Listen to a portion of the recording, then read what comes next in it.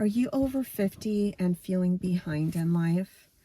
Maybe you've suffered many disappointments, setbacks, losses, financial and emotional over the years, and it has you feeling stuck. I know how that is, as I have felt this way many times in my life. One of the first big times was around 15 years ago when I was going through a very emotionally painful breakup of an engagement, while at the same time I lost my primary property and my investment property during the real estate devastation that happened back then. I then suffered gallbladder issues. So it was one loss after the other that happened. And it left me completely down for the count. It forced me to relocate back to my home state of California, because when I thought I was going to get married, I had relocated to another state to begin my life with my partner at the time. And it didn't work out. And through the illnesses and everything else that was going on, it sent me back to my home state of California to pick up the pieces and to repair my heart. It was a really, really difficult time. And the second major time that I felt this way is just recently, a few years ago. Something very similar happened. A relationship that I had for over 5 years also ended in a very abrupt, painful way. And again, I found myself having gallbladder issues, digestive issues that are very painful as well.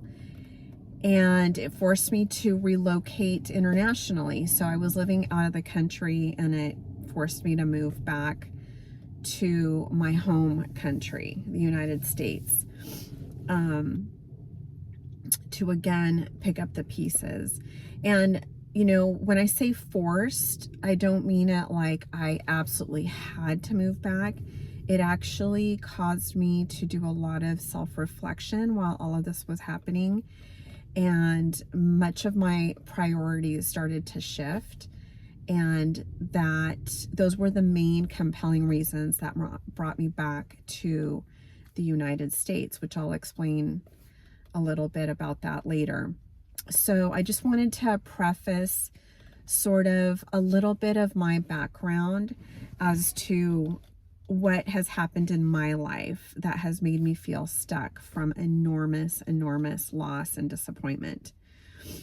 So if you are in this position and you're watching this video, I want you to know that for me, even though I think it's important to grieve, really feel what you need to feel while you're going through it. Never shove your feelings away, try to, push it down or not deal with them, because I think that they're going to resurface in some other way that may not be healthy for you.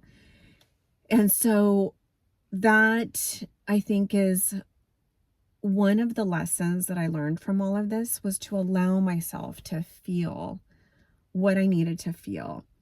A lot of my life I've spent not acknowledging certain emotions for what they are, which again, I will get into probably in another video.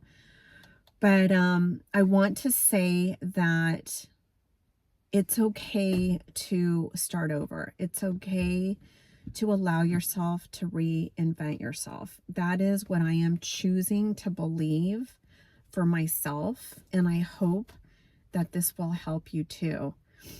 Some of the lessons that I'm learning along the way on this journey of reinvention for myself is, the first thing is that I really took the time this time in the last few years to really heal past wounds, past patterns, past traumas that I didn't realize that I had until I really allowed myself the space to feel those really uncomfortable, raw emotions that I was going through, and to allow myself to understand what the root causes were for a lot of the pain that I had been carrying around, a lot of the stories that I was telling myself, and a lot of the trauma that I hadn't healed. Many of it had to be with childhood developmental trauma, not placing any blame on, my parents or my family or anything like that. I believe that parents in general do the absolute best that they know how to do, given the tools and the resources that they have at the time that they are rearing us. And so it was more about, just really understanding the dynamics in my childhood and why I grew up having certain beliefs about the world and about myself. And then coming to a place of compassion for all involved, understanding, and forgiveness so that I could, get to a place that I felt really good about. And I think it's a continual process. I don't think it's like you realize things and then you're done. I think it's a bit of a dance, a bit of a, you move forward a bit, with more clarity. Sometimes you have a few setbacks that bring you back emotionally, or you have certain memories that might trigger you. But I think as long as you are understanding, you're giving yourself the space to acknowledge what you're feeling and what you're thinking and where that might be coming from. It really is an act of self-love and self-respect to be able to do that. And so that's been a big part of my journey. Also recognizing the destructive patterns that I kept repeating. Getting into unhealthy relationships, some might even say toxic relationships. And part of the root cause of that is that those feelings going back to childhood of not feeling like I was good enough for various reasons. So understanding that really shed some light into why I was choosing certain people, certain dynamics along the way in my life that mirrored the feeling that I had about myself not being good enough. So that was really a big revelation for me over the years, and something that I am trying to, not only trying to own in the sense of acknowledging, that feeling and its power that it had on me, but now trying to rewrite my story to understand that I am good enough, that I am worthy of having certain people in my life, of having abundance in my life, of having good things come my way. And so that was, again, one of my biggest lessons, one of my biggest healing that I've been doing in the past couple of years. The second one, which I already alluded to, is learning how to love myself. I, for the longest time in my life, have been searching for love outside of myself, in my partners, in validation from jobs, validation from friends I would make, validation from things, possessions. These were all outward ways of trying to make myself feel good about myself, that I, somehow am worthy of having these things or being with certain people, without really acknowledging the gift that I am just for being me, that I am worthy of great people in my life, good things in my life, money to flow in my direction. I am worthy of those things just for being who I am, just for being a decent human being, flawed in all, that I am worthy of love. I am worthy of loving myself. I am worthy of spending time with myself and being my own best friend. And that was probably one of the biggest blessings in all of this, is that I've been able to spend time with myself and really get to know myself, what I value, what gives me joy, the people that nourish me and that I like to nourish.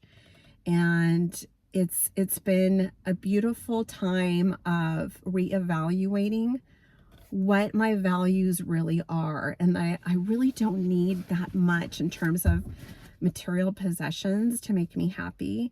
I get so much joy out of connecting with my family, with my friends, with people that are authentic, you know, lovely souls that I encounter from time to time, connecting with my pets. I mean, these simple things, right? Going on walks, being out in nature, eating quality food.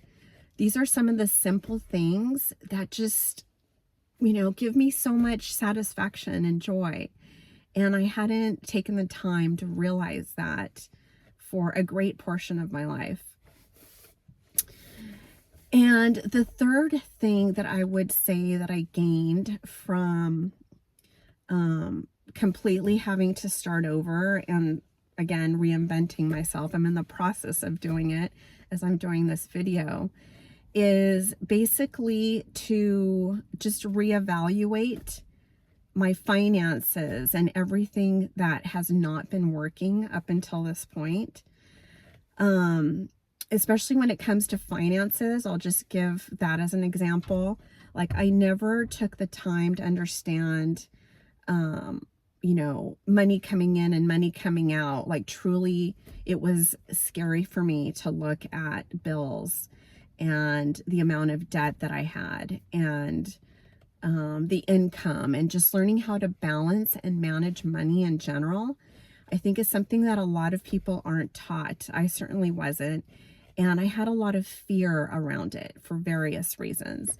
And now I'm learning to embrace it, learning to embrace my fear around it, but also my interest, my reinvigorated interest in wanting to learn about finances and wanting to do a better job going forward. Am I late in doing this? Possibly. I mean, most likely, but again, better late than never, right? I really believe that it's never too late and you're never too old. And this old dog right here can learn new tricks, and I'm in the process of doing that. I hope that this video was helpful in some way, and I will see you next time.